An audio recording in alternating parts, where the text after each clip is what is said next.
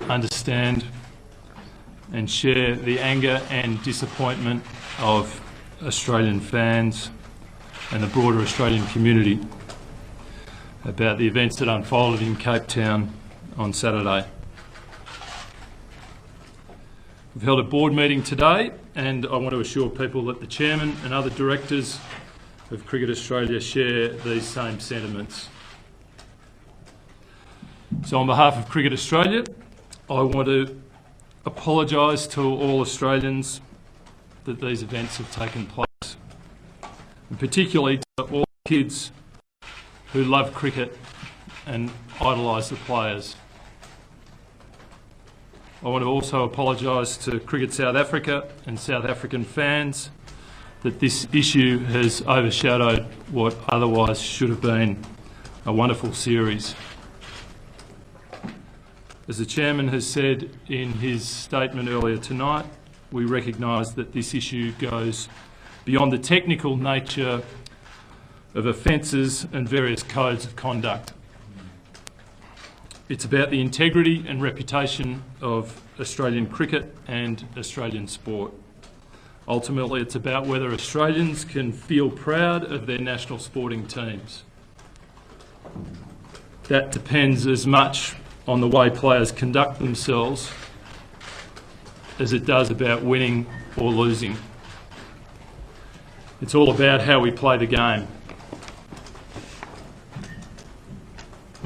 Earlier today, I received an update about the investigation being conducted by our Head of Integrity, Ian Roy.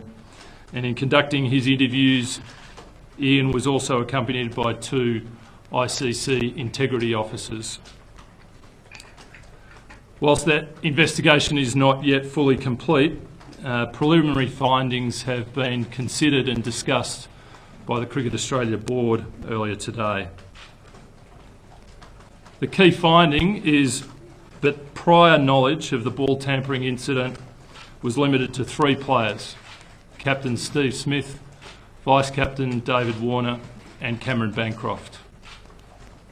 No other players or support staff had prior knowledge, and this includes Darren Lehmann, who, despite inaccurate media reports, has not resigned from his position.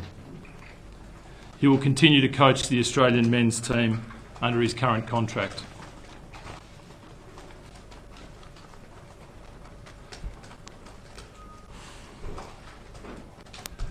The players involved have officially been reported for breaching Cricket Australia's Code of Conduct under Article 2.3.5.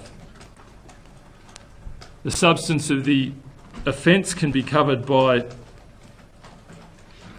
terms, and I paraphrase somewhat from the article: conduct at any time that is contrary to the spirit of the game, unbecoming of a representative, harmful to the interests of the game, or brings the game into disrepute.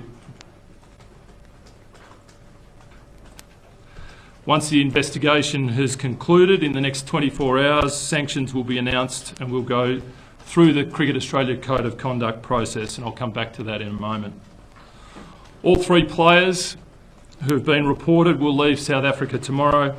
Their replacements in the Australian squad for the 4th test here in Johannesburg will be Matthew Renshaw, Glenn Maxwell and Joe Burns. Replacement players will arrive in South Africa over the next 24 hours. Tim Payne has been officially appointed captain of the Australian men's test team.